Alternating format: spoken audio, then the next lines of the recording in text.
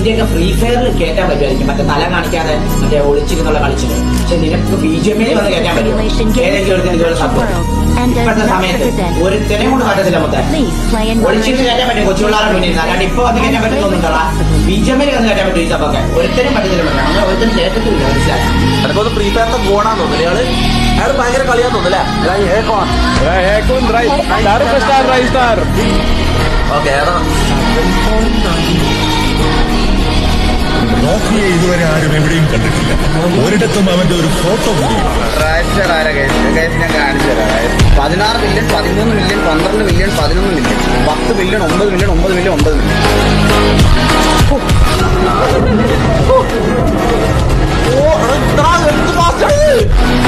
ഞാൻ പണ്ട് കളിച്ചു നോക്കിയതാണ്. ഇങ്ങനൊന്നും ഇതൊന്നും ഒന്നും ചെയ്യാൻ പറ്റില്ല. വെടിവെക്കലും ഈ സാധനം ഒന്നും ചെയ്യാനും ഭയങ്കര പാടാണ്. നല്ല പ്രാക്ടീസ് വേണം. പുള്ളിക്ക് ഗ്ലോബൽ വ്യൂവർഷിപ്പ്.